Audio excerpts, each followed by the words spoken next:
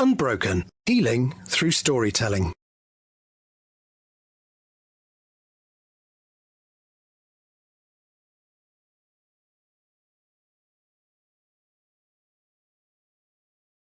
Today, my guest is Zoe Chapman. And you know, some people have been through a catalogue of events in life. I guess I think of that expression, fall down 7 times, stand up 8, and today she's definitely an example of that. Let me tell you a little bit about her before we start our episode. Zoe Chapman is an owner of an online business called Kiddiwhizz and the founder of Independent Mother organisation. She describes herself as more than just a proud single mother, having overcome a life of adversities, including homelessness, domestic abuse, and 20 years of mental illness. She has fought against the odds to gain an education and reach personal goals set up as a coping strategy. With a career history starting at a young age, she's heading straight for city life once she finished her university degree. Now, 6 years after designing the world's first handheld portable toilet for kids, aptly named the Whizzer, she utilised her time in lockdown to bring the innovative invention to life. She's hoping Kiddiwhizz will be the start of a bright new future for her and her son. Zoe's children's book, The Seed That Grew with Love, based on the story behind their single mother and son bond, will also be available soon. Welcome to the show, Zoe. How are you doing? Fine, thank you. Oh, and I see you've got your friend there with you. For those that aren't watching, she's got a little lovely dog, her assistant, by her side. I'm stuck with him while my son's at school, so he's a fill-in baby. We don't mind. Oh, look how he's looking at you. It's so cute. So because the show is called Unbroken, the first question that I always ask every guest is, what does that word unbroken mean to you? Well, I guess for me it means that I'm remarkably still here somehow. And I guess what hasn't broken me has only made me stronger. Absolutely. So yeah, I feel like I've been broken, but I'm kind of like pieced back together. So I've got a lot of glue. Yes, there's a beautiful Japanese tradition which is called kintsugi, which makes me think of you, that all the broken pieces of a pot, which is to resemble the person, are put back together, but they use gold. So you are more beautiful with your broken pieces. It's very better than a bit of PVA then. Yes, absolutely. So things at home when you were growing up were not so easy, really, were they? No, I mean, no, we were really on the breadline, as it were. We were on the estate. Mm-hmm. We were actually poorer than the people on benefits, so it was a constant struggle to get anything. I mean, we just lived in charity shop clothes and went from one week to the next with things, but my parents didn't really show it. I guess they were just always stressed out about money, but I didn't really notice until I was older, to be honest. And you know, when you go to other people's houses and you realize, oh no, they don't all live in one room. They have all of this. They have so I guess you only really know what you know and what you've lived, right? Yes, I guess when you see the contrast of how other people live, then you begin to question that this is maybe not everyone's experience. Yeah, I guess because I went to school in quite an affluent area, Hampstead. So my friends were all very kind of well off. And it was quite a contrast to where I was on this rough council estate that my mum was embarrassed to bring anyone back to in case their car got broken into while they were collecting the children or anything. So yeah, very different. Yeah, and your dad became ill, didn't he, when you were growing up, and you really became his carer, juggling it with everything in your life. Yeah, I just got into my first year at university, and out of the blue he just had a stroke, and he was in a coma for 3 months, and when he came out he couldn't speak, he couldn't move, he couldn't do anything, So he had his own business prior to that. He'd always had his own business, so I didn't have any other family to take over, or there was no one to, yeah, so I kind of stepped into that role immediately. I had to give up uni and take on his business and look after my mum. I was the only one that drove, so I was the chauffeur. My mum had been completely reliant on my dad prior to that, so I literally did everything from shopping to bills to everything. And then obviously when my dad came out of the coma, I was there at the hospital every day helping his rehabilitation. Again, there wasn't other family to step in, and I was always the go-to contact. I was there feeding him every day, and because he wouldn't let anyone else do things like that. So everything was kind of fell to me to do. It's a lot of responsibility, especially education meant a lot to you. You put all your energy into your education, didn't you? It was your focus when you were at school to escape whatever was going on. Yeah, I mean, I left home when I was 15, just because I had a bit of a difficult home life. So yeah, literally just getting to school and just to get my GCSEs done and then go on to A levels. None of the teachers in my school thought I was ever going to get very far because of my home life. So and they knew that you had left home at 15 and they didn't support you. They just kind of ran you down. No, yeah. I mean, there was a few teachers that knew, and they were really kind. They'd give me money for lunch and they'd check in with me. They'd make sure that I could get to school, to exams and things. But no, generally I've always kind of kept my situation private. So if I wasn't well, for example, I was in an abusive relationship then as well. That's when it started. So if I'd, had an altercation with him, I just wouldn't come in until I was, I was okay. And I hid a lot until the bruises faded. I just hid a lot. And there was a lot of drug dealers would run their things from the hostel I was living in, and there was a lot going on behind the scenes. So getting to school, that was kind of the only normal part of my life, really. So I did whatever I could to get there, and then somehow got into university, and again just struggled my way through. And I was never the same as the rest of the people in my classes, whether it was after my dad had the stroke. I was literally going to university, doing the lectures and then rushing back off to the hospital to go and feed my dad. I wasn't kind of staying around in halls. I didn't have that, or go to fresher it was a very different student life experience. Like that. It was, but I could go. Oh, yeah. I was trying to. I had to work as well because by that point I had my own flat. So when you're a student, you're not entitled to benefits and things like that. So I had to work to pay for everything. So on top of looking after my dad and my studies, I was also a waitress, and stuck behind the counter doing washing up on the weekends, and literally anything I could do to get money. So, but I got there and I got my degree, and and I was determined that I was going to work in the city. That was what for some reason, that was my next goal that I set. So I did. And just keep. What was your degree in, and what was your job in the city?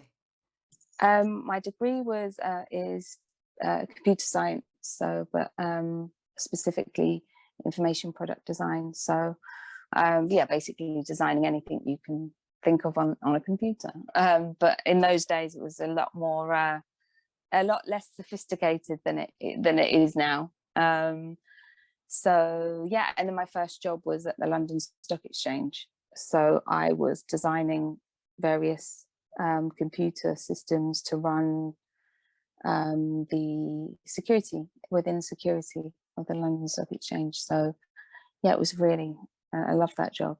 Wow. I was really, the first time I walked into the building for my interview, I just kind of, it was a pinch me moment. Like, really, can I do this? Are they really going to know who I am? Can I hold it together and, pretend I'm just your average, student that's just left uni and I can totally do this job. But you didn't have that much belief in yourself then? Well, no, because my home life was just such a contrast to what everyone else was living in the city, that I was living a very different life outside of that. So it was a case of just really suppressing that for those hours that I was there. I was always the last one to leave. I was always, the hardest working, and really just grateful every day to be there. So I just kind of just threw everything I had into it and just hoped that it was good enough all the time, really. Well, it obviously was good enough because they kept you on. Yeah, I mean, I had to leave in the end. They did keep offering me more money, which is nice, and trying to get me to stay. But unfortunately, my mental health got the better of me, so I just couldn't juggle the both of them, and I had to make that decision quite early on. It was a case of I was really not thinking I would be here if I did continue. So I had to do something kind of drastic and radical to try and sort myself out before I kind of continued or not. Can you say a little bit more what you mean when you say your mental health was worsening? Yeah, so I'd always had, obviously, given everything I'd been through, it was constant trauma. Even with my dad, it was just, he somehow survived 12 years after the day that he was told that he wouldn't make it through the night after the brain surgery. And so since then, I couldn't count how many times he'd had strokes and seizures and been told he's not going to make it through the night. So, mixed with the trauma of that constantly, still being in abusive relationship and just really struggling in every regard, like every situation you can imagine. Everything was so hard, so there was nothing really hopeful apart from what I'd made for myself in terms of my job. So life was really bleak, to be honest, and I didn't really have much hope for the future. So I was constantly suicidal. I was constantly on the verge of a breakdown, and I just remember saying to my doctor, I can't do this for another 10 years. I just can't. I was only 25 at that point, or nearly 25, and I'd already lived a life of as if I was 50. A lot in, exactly. Yeah. So you didn't see any way how it was going to get better. No, I had already surpassed. I thought I wouldn't make it to the age of 23, so I'd got that far. But I definitely said I cannot live with this for another 10 years. That is quite a thought, to think I'm not going to get past 23. What did you think was going to happen? That you would take your life, or you would be killed? Yeah, one or the other. There was no chance I was getting, in my mind, there was no chance I was getting past 23. I don't know what it is. I mean, I've had quite a few premonitions in my life. Some of them have come true and some of them haven't, but they're always quite vivid. So because some of them had come true, I was like, well, I just don't know if this one's going to be it or not.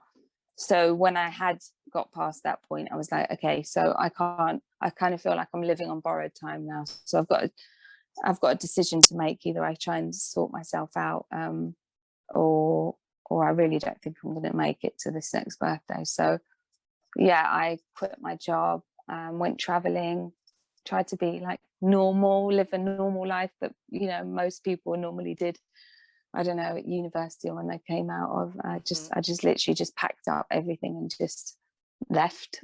And where did you go? I moved to Egypt for a Oh, wow. while. I traveled around Thailand and China and various different places. And then I ended up getting really ill when I was in Egypt I was going to again. say, did it make a difference to your mental health? Because we can It travel, did. but we can't really travel Yeah. away from ourselves, can we? Yeah. I mean, it did temporarily, and I'm really glad I did it. It was like hitting the reset button. It was like, finally, no one was asking me to, no one was relying on me, no one was needing me for anything. I just kind of walked away and left it all. But unfortunately, yeah, when you've got mental illness, you can't just, walk away from it. It's something, it's an imbalance in my brain. I can't really do,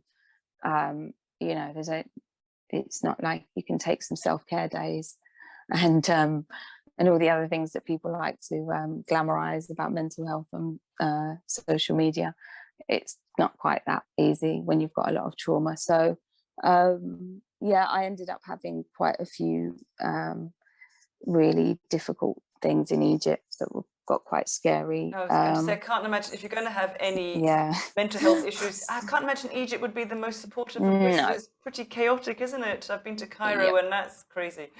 Yeah, no, luckily I lived in an expat community, and there was a nurse that she'd been a mental health nurse anyway. So she kind of took me on as a child. She was like a mother to me, and back to health on all of the occasions.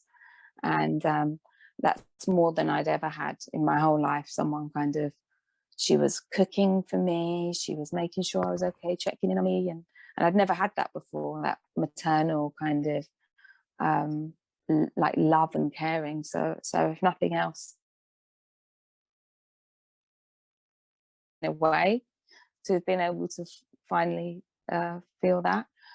But yeah, I knew I was kind of not able to stay in Egypt when I was getting that ill. And so I came back and I got put into a psychiatric day hospital in London. I was there for 9 months, and that seemed to really kind of just really reset me, if you know what I mean. Just really, like, they not figured out what was wrong with me, but kind of really dug deep they ultimately saved my life, basically. And did it involve going into therapy, looking at all the many issues? Yeah, I mean, I was there from the minute I woke up to the evening. So we do lots of different therapies. So some of it was really like art based. I love doing the pottery, for example, and things like that. And then there was other things that were really kind of one-to-one with psychiatrists and really trying to look at where it's all coming from. So it was very intense. And this was a residential place, a private place, or? No, so it was because I lived right near it, within walking distance. I could come home every night. And then so I could go in the morning and come back at night. But which wasn't always the greatest thing when I was that ill, to be honest, on reflection, because a lot of things kind of happened while I was actually there. But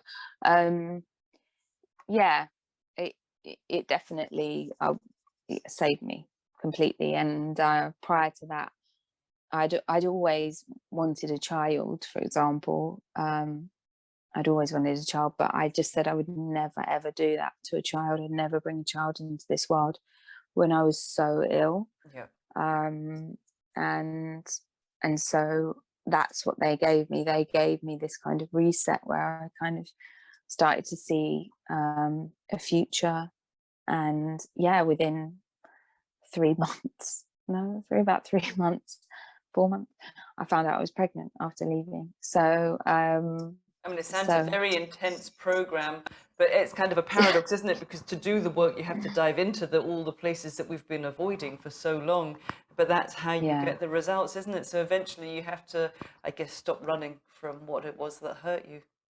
Yeah, yeah, I guess so. And my dad was still alive then as well, so I was still juggling that at the same time. I knew as soon as I came back, I'd be straight back into that carer role. So, Mhm.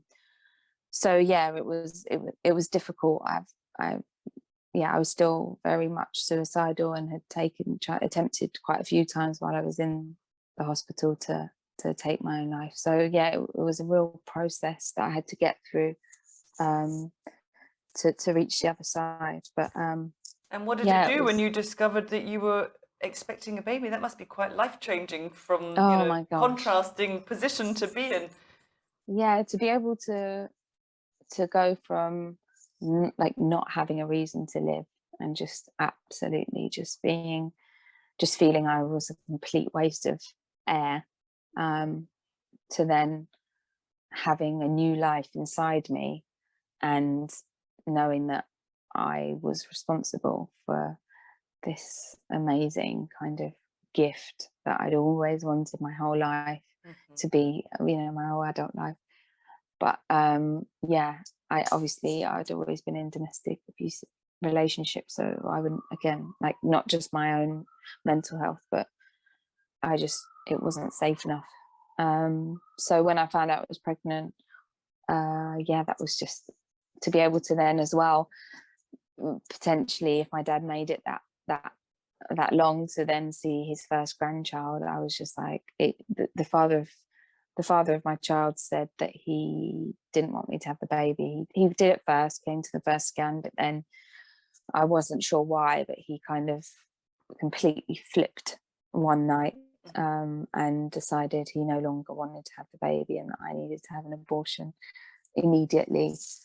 Which was And never was on the very cards for you, I guess. not in my mind. So I had to basically just at that moment. I mean, he really, really went in to try and convince me that I would be, an awful mother, and that there is no chance that I would have this baby. But I just cut myself off from everything.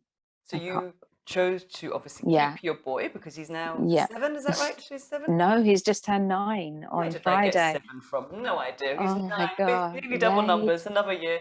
And you older. bring him up by yourself. You're a single mum. Yeah, And yeah, yeah. From how has from pregnancy. how has that been the first 9 years? Because you're the mum and the dad, really, aren't you?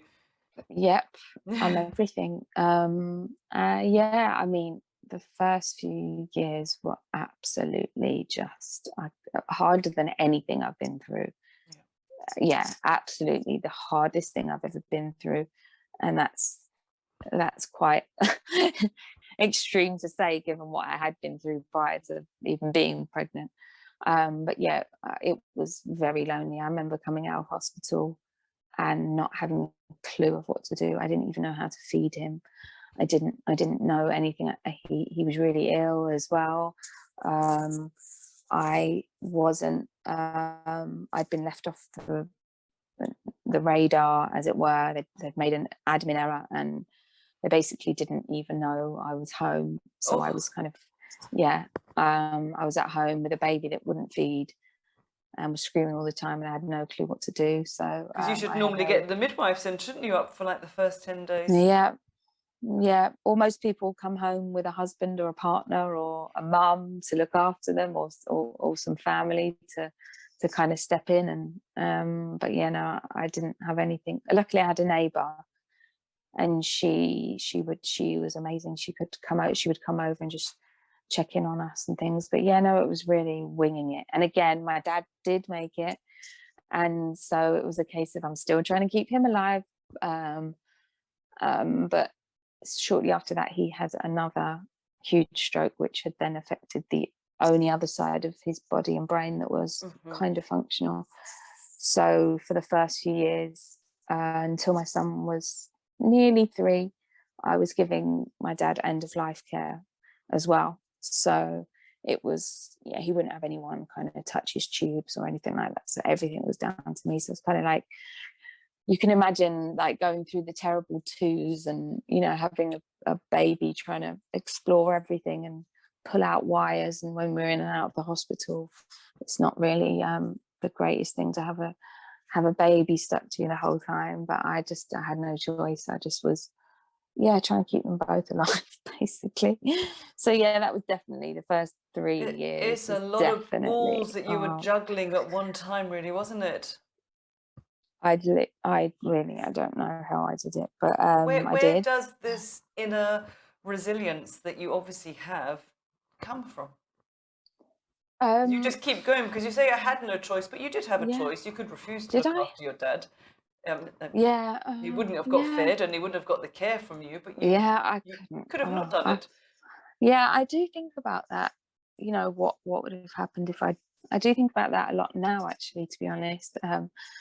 And wonder, well, what would have happened? Because especially when I see a lot of people, they do just kind of, you know, their parents will go into a home, or they'll go into, you know, and then they'll just kind of get cared for, and they'll go and visit them when they can and carry on with life.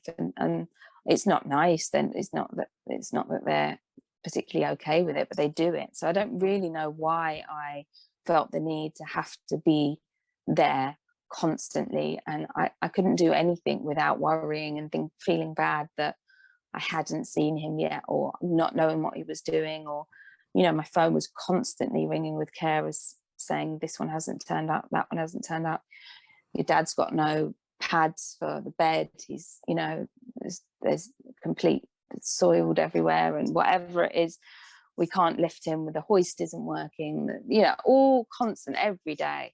So I don't really know why I was left with that, or why I continued to. I guess in my mind I didn't have a choice, but it sounds like a sense of duty that I've always been duty.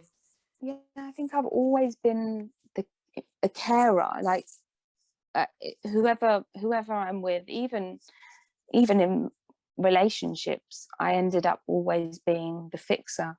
You know, I've anyone that has a problem, they'd always come to me, or Zoe will fix it, you know, Zoe will solve the problem. And so I guess I just that's me, and I'd feel, especially if I feel like I could fix it or find a way of fixing something, I just do. And I'm always put last, I guess. But and with my son, there were times, especially in the first few months, I had a breakdown when he was 6 months old, and I could not get out of bed. Like it got to a point where it was just like he was crying in his cot, and I'm just like, I don't know what to do. I cannot, I can't do anything. And, you know, I do have a mum, remarkably, and I had, you know, at that point, that's how desperate I'd got. I'd called her and said, I'm begging you, please, can you just take him for a night so I can sleep?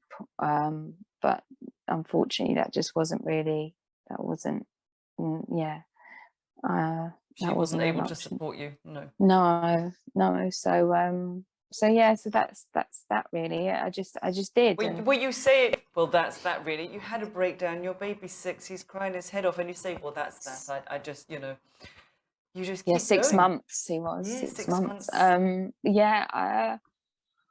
mean, I don't know. I had a friend come and stay with me for a few days. Again, I'd never asked a friend for anything, and I felt awful for her.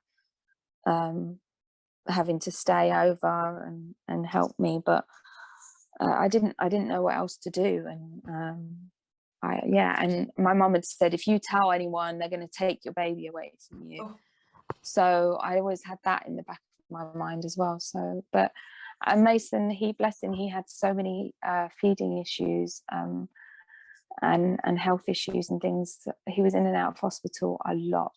You know, there was times when I was in the same hospital for my son and my dad, and going between floors.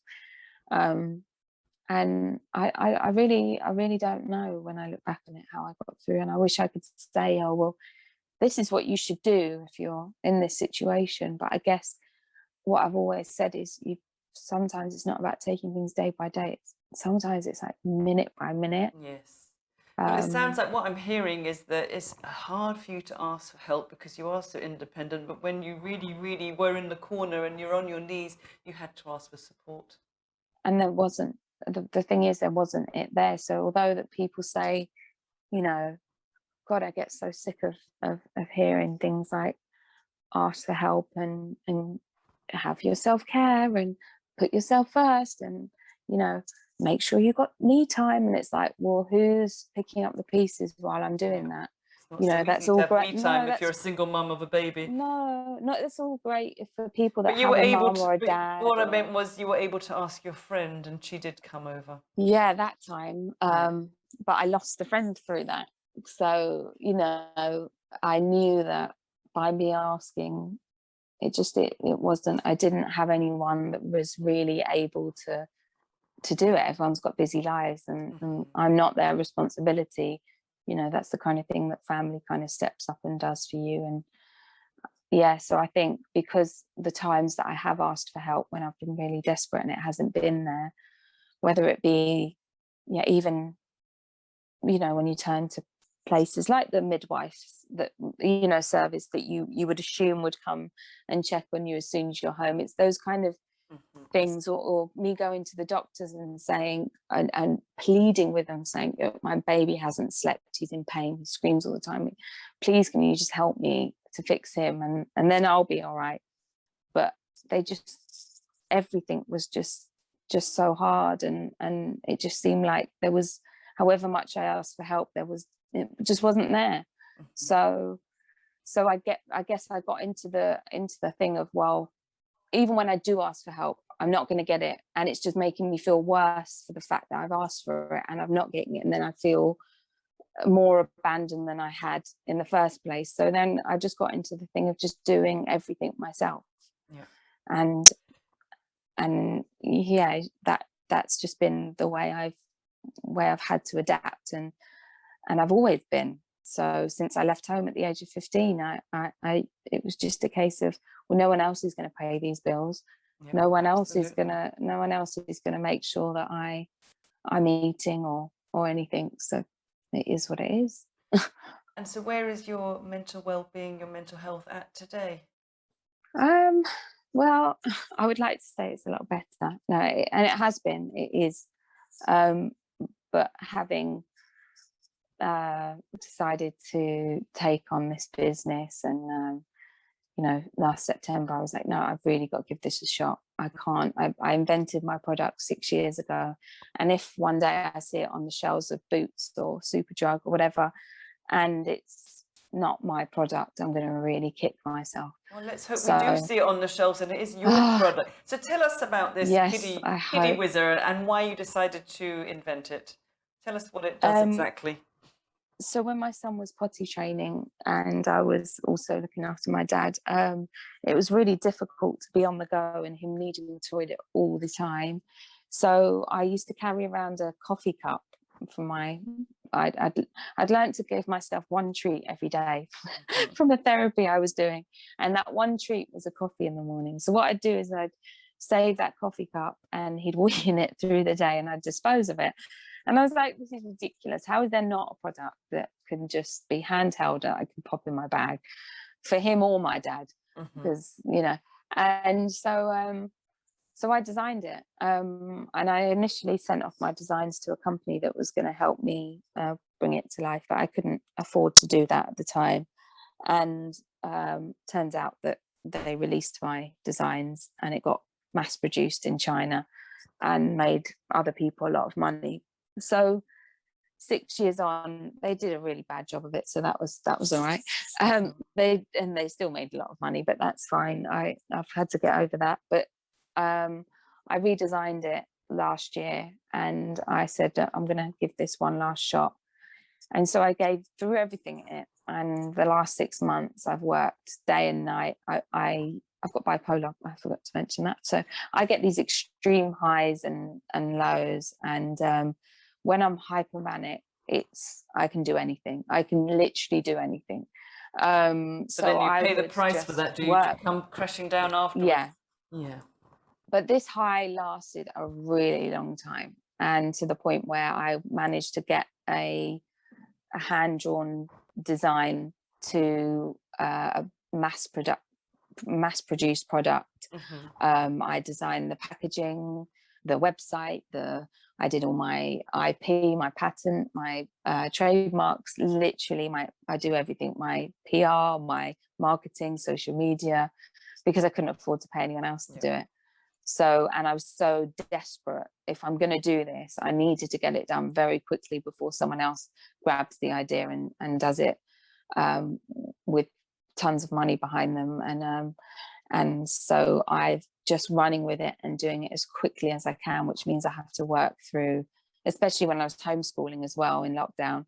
So I was homeschooling by day and working through the night, and surviving on very little sleep, and still am.